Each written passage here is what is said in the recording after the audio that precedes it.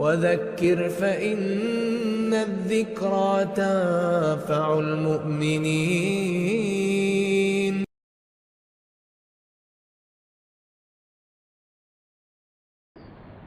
अस्सलामु अलैकुम वरहमतुल्लाहि वबरकातुहू।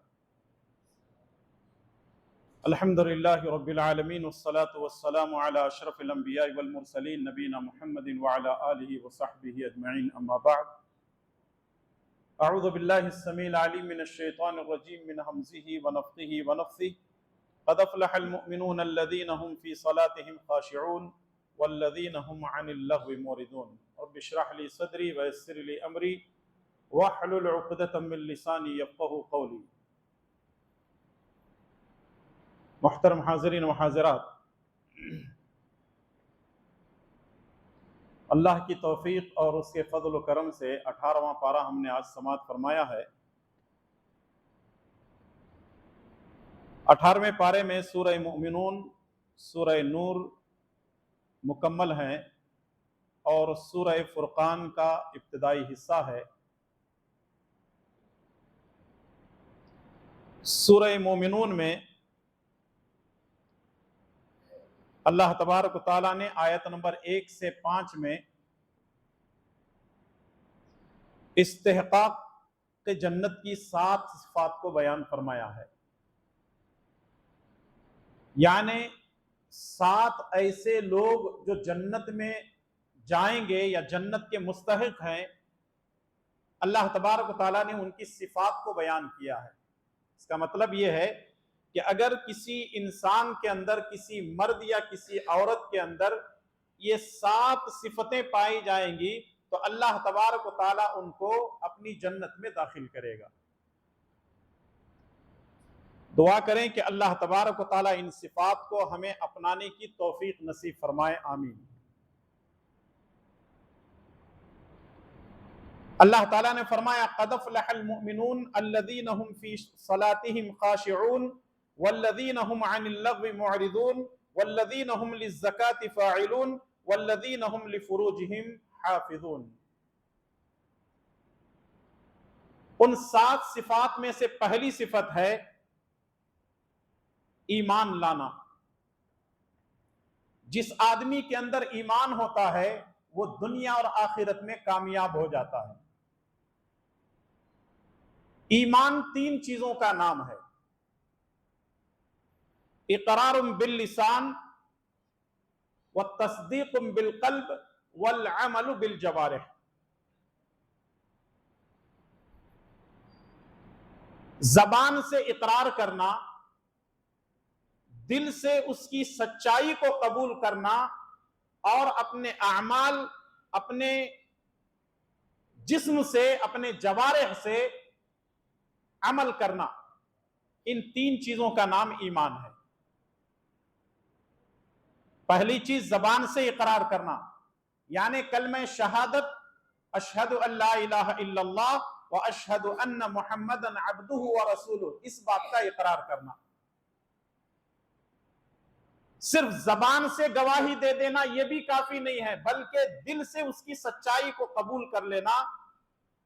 जब जबान ने इकरार कर लिया और दिल ने इस बात को कबूल कर लिया तो फिर अब उसके बाद अपने जिस्म के आज़ा व जवारिह से अमल करना। इन 3 चीजों का नाम ईमान है।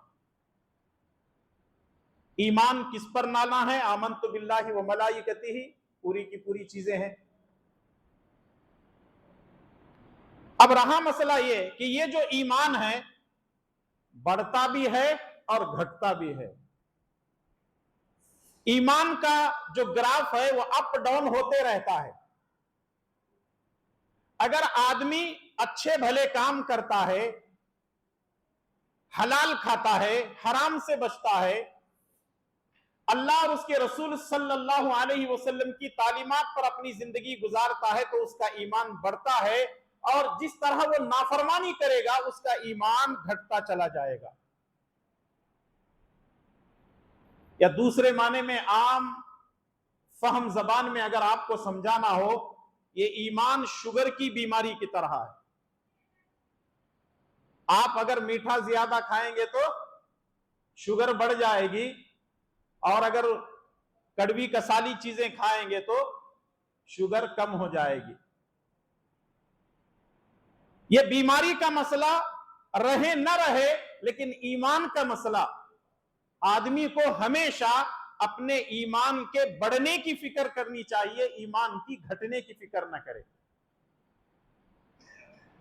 और यह ईमान एक ऐसी चीज है,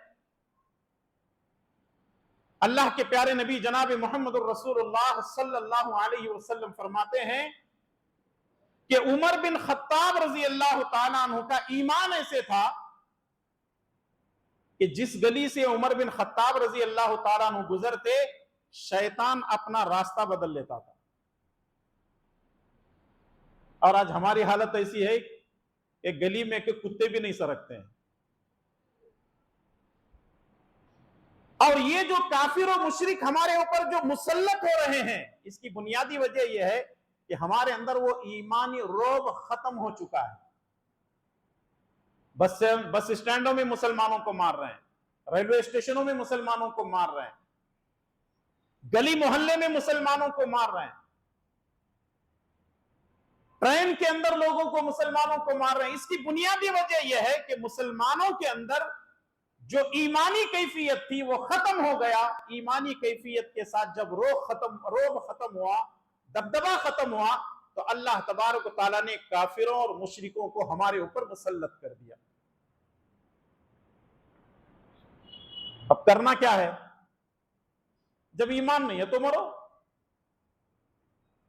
आज लोग दुनियावी चीजों पर बहुत अफसोस करते हैं, लेकिन ईमान अगर किसी के पास कम होता है तो कोई अफसोस हमारे अंदर नहीं होता।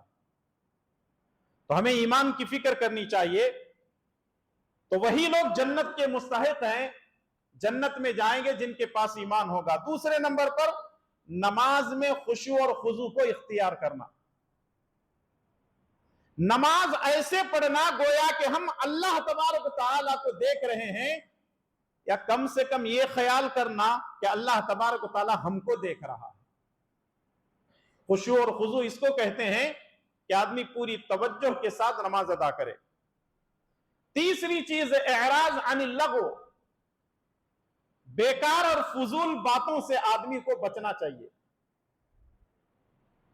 और हम अक्सर और बेशतर लोगों को देखते हैं कि दर्स में कभी नहीं बैठेंगे, लेकिन बेकार लोगों के साथ गपशप करेंगे और अपना टाइम पास करेंगे। जरा सोचे और गौर करें। तो बात यह चल रही थी एराज अनिल लगो, बेकार और फजूल बातों से अपने आप को बचाना। लोगों को मस्जिद में बैठने के लिए फुर्सत नहीं है, इबादत करने के लिए फुर्सत नहीं है, लेकिन गपशप करने के लिए, दोस्तों के साथ बैठ करके ग़ीबतें करने, चुगलखोरियां करने और दुनिया के हालात पर तबसरा करने के लिए बहुत ज्यादा वक्त है। लोगों को न सियासत मालूम है, न दीन मालूम है, न हिकमत मालूम है, न अखलाक मालूम है। जब कोई बात अमेरिका पर, इसराइल और ईरान पर चलती है तो इतनी बड़ी बड़ी छोड़ते हैं कि वो पकड़ने वाले को भी लॉन्ग जंप लगाने के बावजूद भी वो चीजें नहीं मिलती है। कुछ मालूम नहीं है, बस छोड़ रहे हैं, कोई पूछने वाला नहीं है। बेकार फजूल बहस से कोई फायदा नहीं है। जब भी बात हो हमारी अल्लाह और उसके रसूल सल्लल्लाहु अलैहि वसल्लम के बारे में होनी चाहिए, किताब और सुन्नत के बारे में होनी चाहिए, मसले मसाइल पर हमारी बहस होनी चाहिए, किसी एक मौजू को लेकर बहस होनी चाहिए, लेकिन बेकार और फजूल किसी बहस ना हो। चौथी चीज है ज़कात देने वाले, और पांचवी चीज है पाक दामनी, अपनी इस्मत व इफ्फत की हिफाजत करना। छठी चीज है अमानतदारी, और सातवीं और आखिरी चीज है नमाजों की हिफाजत। ये 7 ऐसी चीज हैं जिसके बारे में अल्लाह के प्यारे नबी जनाब मोहम्मद रसूलुल्लाह सल्लल्लाहु अलैहि वसल्लम ने अपनी जिंदगी के अंदर अपनाया और सहाबा इकराम को इसकी तालीम दी। और हजरात सहाबा इकराम कुरान करीम की जब आयतों को पढ़ते तो वो सबसे पहले अमल के जज्बे के साथ पढ़ते थे। और आगे अल्लाह ताला फरमाता है अल्लज़ीना यरिसूनल फिरदौस हुम फीहा खालिदून, ये ऐसे लोग होंगे अगर उनके अंदर ये सिफात पाई जाएंगी तो अल्लाह तबारक व तआला उनको जन्नतुल फिरदौस में दाखिल करेगा। हुम फीहा खालिदून, वो हमेशा हमेशा जन्नतुल फिरदौस में रहेंगे। और यहां वो हदीस भी मैं आपकी खिदमत में पेश कर दूं। रसूलुल्लाह सल्लल्लाहु अलैहि वसल्लम ने फरमाया कि जब भी तुम अल्लाह तबारक व तआला से जन्नत तलब करो तो अल्लाह तबारक व तआला से जन्नतुल फिरदौस मांगो, क्योंकि ये जन्नतुल फिरदौस अल्लाह ताला के अर्श के बिल्कुल करीब है। दूसरी चीज यह है कि अल्लाह तबारक व तआला ने सूरह मुमिनून की 12 से लेकर 16 में इंसान के तख्लीक के 9 मराहिल पेश किए हैं कि इंसान पैदा कैसे होता है और फिर उसके बाद जिंदगी खत्म कैसे होती है। अगर मैं आपसे यह बात पूछूं, इंसान की तख्लीक के कल भी दर्स में मराहिल पेश किए गए थे, वो कितने थे? किसी को याद है जी? माशाअल्लाह तबारक अल्लाह, क्या बात है। बच्चे ने भी बोला, बहुत सारे लोग भी बता दे। कितने? 7 मराहिल थे। आज कितने हैं? 9 हैं। मैं सरसरी तौर पर गिनवा देता हूं। सबसे पहले उस आयत करीमा की तिलावत कर देता हूं। अल्लाह ताला ने फरमाया, वलक़द खलक़नल इंसान मिन सुलालतिन मिन तीन सुम्मा जअलनाहु नुत्फ़तन फ़ी क़रारिन मकीन सुम्मा खलक़नन नुत्फ़ता अलक़तन फ़खलक़नल अलक़ता मुज़ग़तन फ़खलक़नल मुज़ग़ता इज़ामन फ़कसवनल इज़ाम लहमा सुम्मा अंशअनाहु खल्क़न आख़र फ़तबारकल्लाहु अहसनुल ख़ालिक़ीन सुम्मा इन्नकुम बाद ज़ालिका लमय्यतुन सुम्मा इन्नकुम यौमल क़ियामति तुबअसून। ये 9 मरहले से इंसान पैदा होता है। सबसे पहले इंसान की असलियत क्या है? मिट्टी है। इंसान की असलियत क्या है? मिट्टी है। मिट्टी से अल्लाह ताला ने इसको पैदा किया है। फिर उसके बाद मनी के कतरे से आगे बढ़ता है, फिर ये एक जमा हुआ खून बन जाता है और उससे लोथड़ा पैदा होता है। उसी लोथड़े पर हड्डी जमा होती है और हड्डी पर गोश्त का लिबास चढ़ाया जाता है और तब जाकर के इंसान पैदा होता है, इंसान बनता है। और जब ये इंसान बन गया, इसकी जिंदगी खत्म होने के बाद इस पर मौत वाक़ई होती है और जब ये मरता है तो फिर अपनी अपनी कब्रों से दोबारा उठाया जाएगा और उसी को महशर का मैदान कहते हैं। इंसान की जिंदगी की यही हकीकत है। चंद मरहलों से गुजरा, दुनिया में जिंदगी गुजारा, मर गया, कब्र में दफन कर दिए, कब्र से उठा, अल्लाह ताला के दरबार में पहुंच गया। और वहां क्या होगा? वमन यअमल मिस्काल ज़र्रतिन खैरन यरा वमन यअमल मिस्काल ज़र्रतिन शर्रन यरा। नेकी किया होगा तो अल्लाह के पास सारी चीजें मिलेंगी, बुराई किया होगा तो भी उसके सामने होगा। दाएं हाथ में अगर नामा आमाल दिया जाएगा तो जन्नत में दाखिल होगा और अगर बाएं हाथ में नामा आमाल दिया जाएगा तो जहन्नम में चला जाएगा। यही इंसान की असल हकीकत है। अल्लाह तबारक व तआला हमें अपनी हकीकत को याद रखते हुए अल्लाह और उसके रसूल के अहकामात पर अमल करने की तौफीक नसीब फरमाए, आमीन। अल्लाह तबारक व तआला ने सूरह नूर की आयत नंबर 3 में फरमाया, अज़्ज़ानी ला यनकिहु इल्ला ज़ानियतन औ मुशरिका वज़्ज़ानियतु ला यनकिहुहा इल्ला ज़ानिन औ मुशरिक व हुर्रिम ज़ालिका अलल मुमिनीन।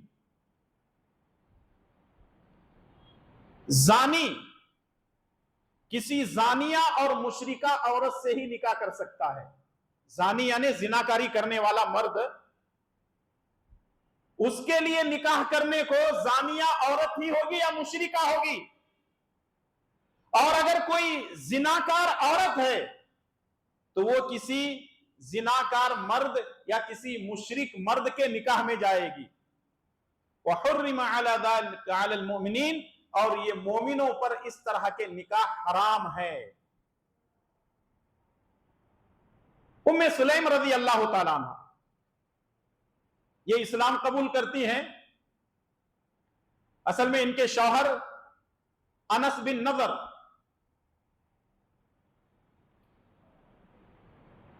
बल्कि ये अनस बिन मालिक रज़ी अल्लाह ताला अन्हु के बाप ये मिस्र चले गए जब उम्मे सुलैम इस्लाम कबूल कर लेती है। इनके इस्लाम कबूल करने पर इनके शहर मिस्र चले जाते हैं। अनस बिन मालिक रजी अल्लाह तआला अन्हु के बाद जब ये चले जाते हैं तो वहीं पर उनकी मौत हो जाती है।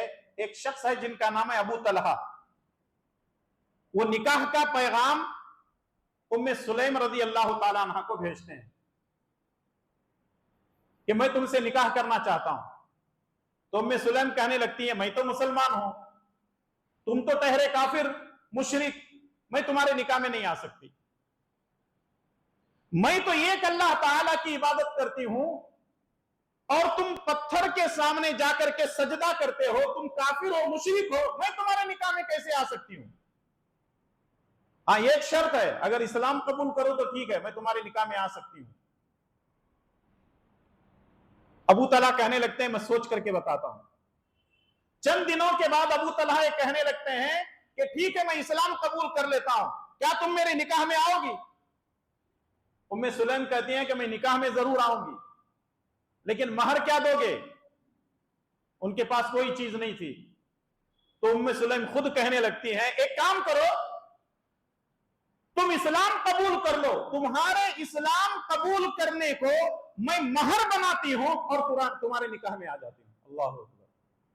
निकाह कितना आसान था पहले। पहले निकाह आसान था और जिना मुश्किल, और आज निकाह मुश्किल है, अरे आगे बोलो जी, जिना आसान। वजह क्या है? माशरे का फर्क है, सोसाइटी का फर्क है। लोग पहले जिना को अहमियत नहीं देते थे, निकाह को अहमियत देते थे। इसीलिए उस वक्त जिना नहीं था, निकाह होता था और निकाह के जरिए से जिंदगियां चलती थी। और आज के माशरे में निकाह को कोई अहमियत ही नहीं है और जिना के बारे में पूरी छूट है। और जिस मुल्क के अंदर हम यहां रहते हैं, यहां जिनाकारी के बाकायदा अड्डे मौजूद हैं, गवर्नमेंट उनको लाइसेंस जारी करती है। अल्लाह अकबर।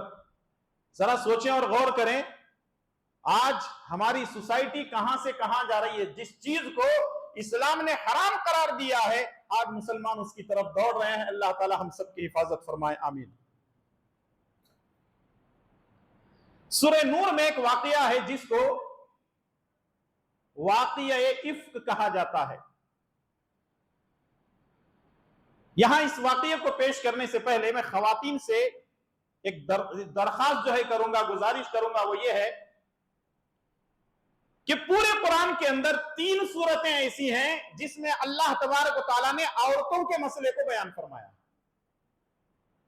3 सूरतें ऐसी हैं जिनमें अल्लाह तबारक व तआला ने औरतों पर बहस की है, औरतों के मसाइल को बयान किया है।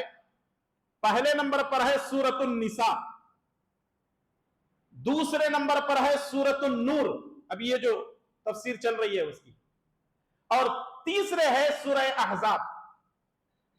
अगर तरतीब के एतबार से, कुरान की तरतीब के एतबार से ज्यादा देखा जाए तो उसका नंबर ऐसा होगा, सूरतुन निसा सूरा नंबर 3, सूरतुन नूर सूरा नंबर 24 और सूरह अहज़ाब सूरा नंबर 33। और आपको मालूम होना चाहिए सूरतुर रिजाल पूरे कुरान में नहीं है। रिजाल माने मर्द, मर्दों के नाम से अल्लाह तबारक व तआला ने पूरे कुरान में कोई सूरत नाजिल नहीं की है। इतनी खुशनसीब है हमारी माए बहनें, अल्लाह तबारक व तआला ने औरतों के नाम से एक सूरत नाजिल की है। ये उनके लिए काबिल फख्र बात है, हमारी माए बहनों के लिए सूरतुन निसा अल्लाह तबारक व तआला ने नाजिल की है। वाक़िया इफ्क जिसके अंदर जो है अल्लाह तबारक व तआला ने हमारे लिए बहुत सारी इबरतें रखी हैं। मुख्तसर में आपको इसका शान नुज़ूल बता देता हूं कि ये सूरह नूर की आयत नंबर 11 से 20 तक की जो आयतें हैं, अल्लाह तबारक व तआला ने हजरत आयशा सिद्दीक़ा रज़ी अल्लाह तआला अन्हा की बरात के बारे में नाजिल किया। वाक़िया इस तरह है, सही बुखारी और सही मुस्लिम और अहादीस की मुख्तलिफ किताबों के अंदर यह वाक़या मौजूद है कि रसूलुल्लाह सल्लल्लाहु अलैहि वसल्लम की आदत मुबारका ये थी कि जब कभी आपको किसी सफर में जाना होता तो अपनी बीवियों के नाम लिख करके कुरान निकालते, क्योंकि आप सल्लल्लाहु अलैहि वसल्लम की बीवियां ज्यादा थी, सफर में किसको ले जाना मसला बनता था, कुरान निकाला गया, चिट्ठी निकाली गई, हजरत आयशा का नाम निकला, नबी सल्लल्लाहु अलैहि वसल्लम उनको लेकर के निकलते हैं। जिस जगह जाना था रात में रुके रहे, और रात में रुकने के बाद सुबह में इनको निकलना था। हजरत आयशा सिद्दीक़ा रज़ियल्लाहु ताला अन्हा रात में अपनी जरूरत के लिए थोड़ा सा बाहर गई हुई थी। जब आई तो देखते हैं कि इनका हार सोने का जो किसी से आरियतन लेकर के आई हुई थी वो गुम हो गया। तो अम्मा आयशा रज़ियल्लाहु ताला ने जब वापस आई हार ढूंढने के लिए जा करके, तो देखती हैं कि काफिला नहीं है, चला जा चुका है। तो वो करती क्या है, वहीं पर वो आराम कर लेती हैं कि शायद रसूलुल्लाह सल्लल्लाहु अलैहि वसल्लम को मालूम होगा तो फिर उसके बाद कोई ना कोई तलाश करने के लिए हमको आएंगे। लेकिन कोई नहीं आते हैं। एक सहाबी सफवान बिन मुअत्तल रज़ियल्लाहु ताला, उनकी ड्यूटी ये थी कि वो काफिले के पीछे पीछे आते थे, अगर कोई सामान कोई चीज गिर गई तो साथ में उठा लेते थे। तो जैसे अम्मा आयशा रज़ियल्लाहु ताला अन्हा को देखते हैं, पर्दे के हुक्म को नाजिल होने से पहले सफवान बिन मुअत्तल रज़ियल्लाहु ताला अन्हु ने आयशा रज़ियल्लाहु ताला अन्हा को देखा था। अम्मा आयशा वो आराम कर रही थी, तो जैसे उन्होंने अम्मा आयशा को देखा कहने लगे इन्ना लिल्लाहि व इन्ना इलैहि राजिऊन। तो वो फौरन उठती हैं और निकाब करती हैं और उनके सामने सफवान बिन मुअत्तल ऊंट ले जाते हैं, उस पर वो सवार हो जाती हैं और वो काफिले में जाकर के मिलते हैं। काफिले में जाकर के मिलना ही था अब्दुल्ला बिन उबई बिन सलूल, जो मुनाफिकों का गुरु घंटाल था, मुनाफिकों का सरदार था। उसने ये इल्जाम लगा दिया कि आयशा और सफवान के कुछ गलत ताल्लुकात कायम हो चुके हैं। अल्लाह के नबी सल्लल्लाहु अलैहि वसल्लम के कानों में जब खबर पहुंचती है तो नबी सल्लल्लाहु अलैहि वसल्लम परेशान, सहाबा कराम परेशान, हजरत अबू बकर सिद्दीक रज़ियल्लाहु ताला अन्हु जैसा पाकीज़ा घराना पूरा का पूरा परेशान। मदीने के अंदर सारी खबरें फैल चुकी थी कि अम्मा आयशा रज़ियल्लाहु ताला अन्हा के साथ यह मामला हुआ है। उबई बिन सलूल की बातों में 3 या 4 लोग आ जाते हैं। एक का नाम है ज़ैद बिन रिफा और दूसरे हस्सान बिन साबित, जबकि मशहूर शायर भी हैं, और दूसरे हैं मस्तह बिन असाफा और हमना बिनते जहश। ये कहने लगते हैं कि शायद आयशा से गलती हो गई है। खुद अल्लाह के नबी सल्लल्लाहु अलैहि वसल्लम परेशान होते हैं। 30-35 दिन 40 दिन तक गुजर जाते हैं, अल्लाह के नबी सल्लल्लाहु अलैहि वसल्लम परेशान है। एक मर्तबा हजरत अबू बकर सिद्दीक रज़ियल्लाहु ताला अन्हु को देखते हैं, रसूलुल्लाह सल्लल्लाहु अलैहि वसल्लम घर पे आ रहे हैं, अम्मा आयशा मौजूद हैं। जैसे ही रसूलुल्लाह सल्लल्लाहु अलैहि वसल्लम घर में आते हैं, हजरत अबू बकर बैठने का इंतजाम करते हैं, नबी सल्लल्लाहु अलैहि वसल्लम बैठते हैं, हजरत आयशा से पूछते हैं, आयशा बताओ कहीं तुमसे कोई गलती तो नहीं हुई, इंसान है, हो सकता है हो गई। वो रोना शुरू कर देते, इतना रोती है, इतना रोती है, हिचकियां बन जाती है। कहा अल्लाह के नबी सल्लल्लाहु अलैहि वसल्लम, मैंने अपनी जिंदगी के अंदर कोई गलत कदम नहीं उठाया। थोड़ी देर के बाद नबी करीम सल्लल्लाहु अलैहि वसल्लम अपनी गर्दन को नीचे झुका लेते हैं। आयशा को पता चल जाता है कि अब नबी पर वही नाजिल होने का वक्त आ चुका है, क्योंकि वो साथ में रहती थी। अम्मा आयशा समझ जाती है कि अब नबी सल्लल्लाहु अलैहि वसल्लम पर वही नाजिल हो रही है। थोड़ी देर के बाद नबी सल्लल्लाहु अलैहि वसल्लम का चेहरा खुश होता है, नबी सल्लल्लाहु अलैहि वसल्लम मुस्कुराने लगते हैं। अबू बकर सिद्दीक ने पूछा, अल्लाह के नबी क्या बात है? कहा, अबू बकर, अल्लाह तबारक व तआला ने तुम्हारी बेटी आयशा की बरात से कुरान करीम को नाजिल किया। अम्मा आयशा की मां कहने लगती हैं, बेटी आगे बढ़, नबी सल्लल्लाहु अलैहि वसल्लम का शुक्रिया अदा कर। आयशा कहने लगती हैं, मैं उस रब का शुक्रिया अदा करती हूं जिसने मेरी बारात को, मेरी पाकीज़गी को कुरान करीम का हिस्सा बना दिया। अल्लाह अकबर। क़यामत तक ये आयतें पढ़ी जाएंगी, उनकी पाकीज़गी को, उनकी सदाकत को, उनकी सच्चाई को, उनकी बारात को अल्लाह तबारक व तआला ने कुरान करीम के जरिए से बयान किया। इसका मतलब यह है कि इंसान अगर हक पर हो तो अल्लाह तबारक व तआला उसकी पाकीज़गी को बयान करता है। अगर आप हक पर हैं, अगर आपने कोई जुर्म नहीं किया है, अगर आपने कोई गुनाह नहीं किया है, खानदान वाले, रिश्तेदार, गली मोहल्ले वाले, हर जगह आपको लान तान किया जाए, याद रखें एक वक्त ऐसा आएगा कि अल्लाह तबारक व तआला उन्हीं की जबानों से सच्चाई को उगलवाएगा। और बाकायदा ये 3-4 जो सहाबा इकराम और सहाबिया थे, उनको बाकायदा झूठा इल्जाम लगाने पर, तोहमत लगाने पर उन पर हद जारी की गई।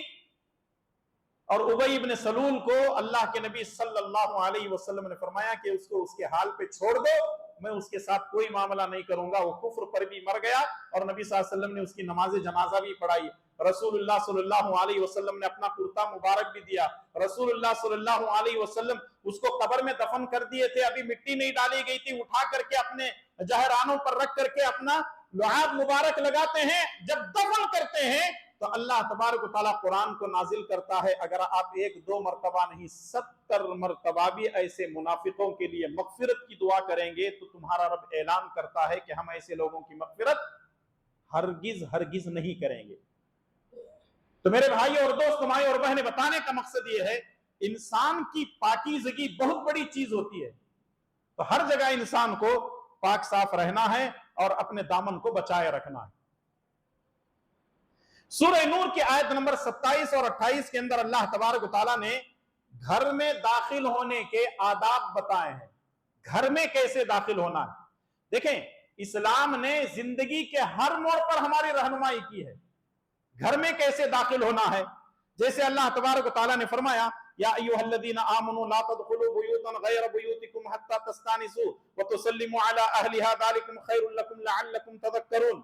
अब और भी आयतें हैं, लेकिन मैं असल बात पर आ जाता हूं। पहली चीज तो यह है कि घर में दाखिल होने के आदाब में से पहली चीज है सलाम करना। घर में दाखिल होने के वक्त में क्या करना? सलाम करना। और हमारा मसला ऐसा है, दूसरे घरों में सलाम अलैकुम जोर से चिल्लाएंगे, अपने घर में नीचे मुंडी डाल करके निकल जाते हैं। भाई सलाम अपने घर वालों को भी दो, अपनी बीवी है, अपने बच्चे हैं, माँ बाप हैं, भाई है, बहन है, रिश्तेदार हैं, सलाम करके घर में दाखिल होना है। और दाखिल होने से पहले बिस्मिल्लाह भी बोलो, बिस्मिल्लाहि वलजना व बिस्मिल्लाहि खरजना व अला रब्बिना तवक्कलना बिस्मिल्लाहि खैरुल मौलजी व खैरुल मखरजी। ये दुआएं हैं, घर में पढ़ करके दाखिल हो जाओ। शेख अलबानी रहमतुल्लाह अलैह ने इन दुआओं को, किसी दुआ को हसन और किसी दुआ को सही कहा। तो कम से कम बिस्मिल्लाह और सलाम करके तो दाखिल हो सकते हैं। बाहर हम दोस्त अहबाब के साथ बड़े खुश रहते हैं और घर में जाते हैं तो पता नहीं नर्वस होकर के जाते हैं। और मैंने कुछ ऐसे लोगों को भी देखा है, जैसे ही दरवाजे के पास दाखिल होते हैं अपनी शक्ल, अपना रोब ऐसा बताते हैं कि जो है मैं अब बीवी से नाराज है, मैं बच्चों से नाराज है। ठीक है, नाराजगी अपनी जगह है। देखो, इंसान जो है अपने अखलाक से पहचाना जाता है। घर में आप दाखिल हो रहे हैं, बिस्मिल्लाह बोलो, अस्सलामु अलैकुम बोल करके दाखिल हो जाओ। अगर आपके अखलाक अच्छे हैं तो आपके बच्चे आएंगे, कोई पैर पकड़ लेगा, कोई आपके हाथों पे लटक जाएगा, कोई चढ़ करके सीधे आपके कंधे पे चढ़ा हो जाएगा। तो ऐसे मालूम होगा कि वाकई जो है ओरिजिनल बाप है, ये अखलाक वाला है। बच्चे इससे खुश हैं और फिर उसके बाद जो है वो अपने बच्चों के साथ खेलेगा, चूमा चाटी करेगा, बच्चों को पप्पी देगा, कुछ चीज लाया है खाने पीने के लिए देगा। लेकिन कुछ ऐसा बाप घर के अंदर जब दाखिल होता है तो वो बाप नहीं बल्कि जन्नत होता है। जैसे ही घर में दाखिल हुआ, जैसे वो बिल्ली आने के बाद चूहे बिलों में घुसने, देखो बच्चे कोई दरवाजे के पीछे जा रहा है, कोई अम्मी के पीछे जाके घुस रहा है, कोई रूम में जाकर के दरवाजा बंद कर ले रहा है। क्यों? जैसे ही बाप देखा दे डांटना शुरू करता, मारना शुरू करता, गालियां देना शुरू कर देता है। तो ये बाप नहीं है बल्कि जल्लाद है। तो आप बाप बन करके घर में दाखिल हो जाओ। ये बातें मैं इसलिए बता रहा हूं क्योंकि हमारे अंदर ये बुराइयां हैं, है कि नहीं जी? हाँ, तो कब सुधरने तुम्हें? सुधरेंगे इंशाअल्लाह ताला। ये जो बातें हो रही हैं, नसीहतें हो रही है, देखें अगर आपके अंदर अच्छाइयां हैं, खूबियां हैं, अल्हम्दुलिल्लाह, अल्लाह का शुक्र अदा कीजिए। अगर आपके अंदर खामियां हैं, बुराइयां हैं, दुरुस्त कर लीजिए। ऐसी कोई बात नहीं है, कबात नहीं है। हम इंसान हैं, शैतान हमारे पीछे लगा हुआ है। तो घर में दाखिल होने के लिए पहली चीज क्या करना है? सलाम करके दाखिल होना है। दूसरी चीज यह है इजाजत तलब करना। इजाजत तलब करने का मतलब क्या है? अगर आप 2 से 3 मर्तबा सलाम करते हैं तो ये भी एक इजाजत का तरीका है। या घर पे बेल बजी हुई है या आप उसको नोक करें, 1 मर्तबा, 2 मर्तबा, 3 मर्तबा। अगर आप 3 मर्तबा बेल बजाने के बाद, आवाज देने के बाद, सलाम करने के बाद कोई आ नहीं रहे हैं तो आप खुद निकल जाए। यह क्या है? अल्लाह तबारक व तआला का हुक्म है। एक मर्तबा ऐसा हुआ, एक सहाबी को एक जरूरत पड़ गई, गालिबन अबू ज़र रज़ी अल्लाह तआला अन्हु हैं या अबू सईद खुदरी हैं। वो किसी मामले में गुफ्तगू करने के लिए हजरत उमर बिन खत्ताब रज़ी अल्लाह तआला अन्हु के घर पे जाते हैं। एक मर्तबा सलाम किए, जवाब नहीं आया। दूसरी मर्तबा सलाम किए, जवाब नहीं आया। तीसरी मर्तबा सलाम किए, जवाब नहीं आया। क्यों?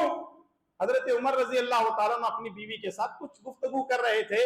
जो मामला ये लेकर के गए थे वही मामला घर पे चल रहा है, तो ये वापस आ गए।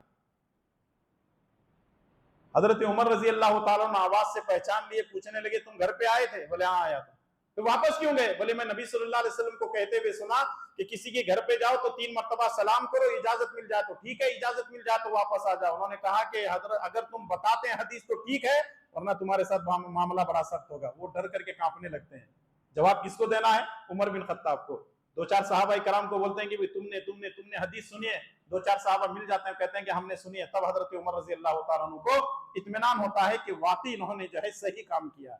तो इसका मतलब यह है कि अगर किसी घर पे जाना है तो 3 मर्तबा आप आवाज देंगे, सलाम करेंगे, जवाब मिल जाए तो ठीक है, नहीं तो वापस आ जाए। कुछ लोग ऐसे हैं घर के पास खड़े हो जाते हैं, बेटा तू कब आता है देखेंगे, तुझे छोड़ता नहीं। और उन्हें कैसा रहता बोलो?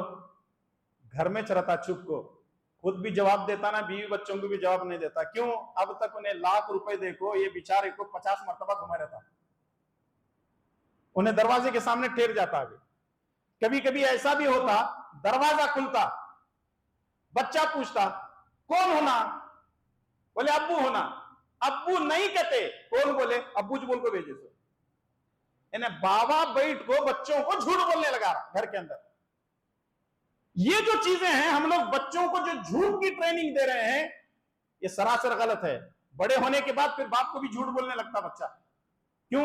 बचपन में जो ट्रेनिंग दी गई थी वही ट्रेनिंग किसके ऊपर आजमाता है? बाप के ऊपर आजमाता है। तीसरी चीज यह है, इजाजत तलब करने के वक्त में दरवाजे के राइट साइड में या लेफ्ट साइड में खड़े होना है, दरवाजे के बीचों बीच नहीं खड़े होना है। क्यों? अगर दरवाजा खुल गया, कोई खातून है तो बेपर्दगी हो जाएगी। दाएं या बाएं खड़ा होना है।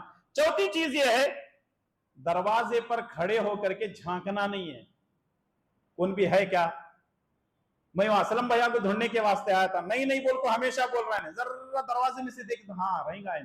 रसूलुल्लाह सल्लल्लाहु अलैहि वसल्लम फरमाते हैं, अगर कोई आदमी दरवाजे में से झांकता है और तुम कोई पत्थर या कंकर लेकर के उसकी आंख फोड़ते हो तो यह जायज है। शरीयत का हुक्म देखें, क्योंकि उसके घर के अंदर आप प्राइवेसी को जो है, आप जो प्राइवेसी है घर की, जो पर्दा है, उसके अंदर दखल अंदाजी कर रहे हैं। इसलिए किसी के घर में झांकने की इजाजत नहीं है। और 5वीं चीज यह है, अगर आप दरवाजे के सामने खड़े हो गए, दरवाजा खोलने से पहले अगर आपसे पूछा जाए कौन कौन, और आप बोल रहे हैं मैं बोले तो कौन? रसूलुल्लाह सल्लल्लाहु अलैहि वसल्लम ने फरमाया, सही बुखारी की रिवायत है, अगर दरवाजा खोले जाने से पहले तुमसे पूछा जाए कौन, तो तुम अपना नाम बोलो कि मैं फला हूं। मैं बोलने से कोई समझ में तो नहीं आने वाली ये बात। और वैसे भी जो है, आजकल जमाना बदल चुका है, लोगों के पास मोबाइल है और सारी चीजें सहूलतें हैं, लेकिन आपकी सारी सहूलतें, साइंस और टेक्नोलॉजी अपनी जगह, लेकिन सुन्नत का मकाम सबसे आला है। सुन्नत का मकाम क्या है? सबसे ऊंचा है। तो इसलिए सुन्नत को अहमियत दें, जैसा कि अल्लाह के नबी सल्लल्लाहु अलैहि वसल्लम ने इस बात का हुक्म दिया है। सूरह नूर की आयत नंबर 45 में अल्लाह तबारक व तआला ने तख्लीक के एतबार से बयान किया है कि अल्लाह ताला कैसे कैसे मखलूकात को पैदा करता है। उसके 4 तरीके अल्लाह तबारक व तआला ने बताए। अल्लाह ताला ने फरमाया, वल्लाहु खलक़ कुल्ल दाब्बतिन मिम्मा फमिनहुम मन यमशी अला बतनी वमिनहुम मन यमशी अला रिजलैन वमिनहुम मन यमशी अला अर्बा यखलुकुल्लाहु मा यशा इन्नल्लाहा अला कुल्ली शैइन कदीर वल्लाहु खलक कुल्ल दाब्बतिन मिम्मा। अल्लाह तबारक व तआला ने हर जानदार को पानी से पैदा किया। अल्लाह ताला ने हर जानदार को पानी से पैदा किया। जैसे दूसरी जगह अल्लाह ताला ने फरमाया वजअलना मिनल माइ कुल्ल शैइन हय्य, हमने हर चीज को पानी से पैदा किया। फमिनहुम मन यमशी अला बतनी, कुछ ऐसी मखलूकात हैं, कुछ ऐसे जानवर हैं जो अपने पेट के बल चलते हैं। कौन है? पेट के बल कौन चलता है? सांप है या दीगर मखलूकात हैं, गिरगुट वगैरह है, छिपकली वगैरह है, अपने पेट के बल चलते हैं। वमिनहुम मन यमशी अला रिजलैन, और कुछ तो ऐसे हैं जो दो पैरों पर चलते हैं। कौन है? परिंदे हैं, मोर है, कौवा है, चील है, ये सारे के सारे दो पैरों पर चलते हैं। वमिनहुम मन यमशी अला अर्बा, और कुछ तो ऐसे हैं जो चार पैरों पर चलते हैं। बिल्ली है, कुत्ता है, गाय भैंस है। यखलुकुल्लाहु मा यशा, अल्लाह तबारक व तआला जैसे चाहता है वैसे पैदा करता है। जरा थोड़ी देर के लिए रुक करके गौर करें। पहले अल्लाह तबारक व तआला ने क्या कहा? पेट के बल चलने वाले हैं, ठीक है। दूसरे दो पैरों पर चलते हैं, तीसरे चार पैरों पर चलते हैं, और आगे अल्लाह ने फरमाया यखलुकुल्लाहु मा यशा, अल्लाह तबारक व तआला जैसे चाहे वैसे पैदा करता है। इसका मतलब यह है कि चार पैरों से हट करके भी मखलूक है, 8 पैरों की मखलूक है, 16 पैरों की मखलूक है, 50 पैरों की मखलूक है, और 100 पैरों की भी मखलूक है। मालूम है आप लोगों को, बरसात के दिनों में कीड़ा पैदा होता है, खास करके बरसात के दिनों में। जैसे ही आप छुएंगे तो वो बिस्किट के जैसा बन जाता है। जैसे ट्रेन चलती है ना, उस तरीके से उसके पैर जो हिलना शुरू हो जाते हैं। मैं समझता हूं कि 100 से ज्यादा उसके पैर होते हैं। यखलुकुल्लाहु मन यशा, अल्लाह तबारक व तआला जैसे चाहता है पैदा करता है। इन्नल्लाहा अला कुल्ली शैइन कदीर, अल्लाह तबारक व तआला हर चीज पे कुदरत रखता है। यानी तखलीक के मामले में, क्रिएशन के मामले में अल्लाह तबारक व तआला ने कोई चीज नहीं छोड़ी है। अल्लाह तबारक व तआला ने हर तरह की मखलूकात को पैदा किया है। 2 पैर वाले भी हैं, 4 पैर वाले भी हैं, 8 वाले भी हैं, और 16 वाले भी हैं, 50-100 के भी हैं। अल्लाह तबारक व तआला जैसे चाहता है वैसे पैदा करता है। सूरह नूर की आयत नंबर 63, इसी पर हम अपनी बात को खत्म करेंगे। अल्लाह तबारक व तआला ने फरमाया फलयहज़रिल्लज़ीना युखालिफूना अन अम्रिही अन तुसीबहुम फितनतुन औ युसीबहुम अज़ाबुन अलीम। उन लोगों को जो रसूलुल्लाह सल्लल्लाहु अलैहि वसल्लम के किसी हुक्म की मुखालिफत करते हैं, उनको डरना चाहिए। जो लोग रसूलुल्लाह सल्लल्लाहु अलैहि वसल्लम के किसी हुक्म की मुखालिफत करते हैं, उनको डरना चाहिए। अन तुसीबहुम फितना, किसी फितने में वो मुब्तला ना हो जाए, और युसीबहुम अज़ाबुन अलीम, या फिर दर्दनाक अजाब में मुब्तला हो सकते हैं। जब हम रसूलुल्लाह सल्लल्लाहु अलैहि वसल्लम की किसी हुक्म की मुखालिफत करते हैं तो अल्लाह ताला हमको फितनों में मुब्तला कर देता है। और आज हम देख रहे हैं कि मुसलमान फितनों में मुब्तला हो चुके हैं। इसकी बुनियादी वजह क्या है कि मुसलमान रसूलुल्लाह सल्लल्लाहु अलैहि वसल्लम के हुक्म की मुखालिफत कर रहे हैं, और युसीबहुम अज़ाबुन अलीम, या अल्लाह तबारक व तआला दर्दनाक अज़ाब में भी मुब्तला कर सकता है। तो इसलिए इंसान को, चाहे मर्द हो या औरत हो, जमात, मसलक, तंजीम कोई भी हो, वो मुसलमान है, किसी भी हालत में प्यारे नबी सल्लल्लाहु अलैहि वसल्लम के किसी हुक्म की मुखालिफत न करे। जैसे सही मुस्लिम की मशहूर रिवायत है, सलमा बिन अकवा रज़ी अल्लाह ताला अन्हु अपने बाप से रिवायत करते हैं कि एक मर्तबा हम लोग दस्तरखान पर बैठे हुए खाना खा रहे थे। रसूलुल्लाह सल्लल्लाहु अलैहि वसल्लम ने एक आदमी को देखा कि वो अपने बाएं हाथ से खाना खा रहा है। रसूलुल्लाह सल्लल्लाहु अलैहि वसल्लम ने फरमाया कुल बियमीनिक, मेरे भाई दाहिने हाथ से खाना खा लो। तो उसने कहा ला अस्तती, मैं ऐसा नहीं कर सकता।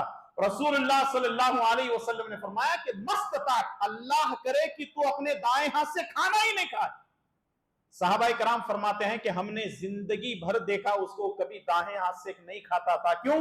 रसूलुल्लाह सल्लल्लाहु अलैहि वसल्लम की दुआ उसके लिए काम आ गई, वो दाहिने हाथ से नहीं खा सका। क्यों? अगर चाहता तो बहाना बना सकता था, लेकिन किब्र और घमंड में आकर के उसने नबी की उस बात का इनकार किया। अल्लाह ने उसके दाहिने हाथ को शल कर दिया, बेकार कर दिया। वो हमेशा अपने बाएं हाथ से खाना खाता था। नबी की सुन्नत की मुखालिफत किसी भी हाल में जायज नहीं है।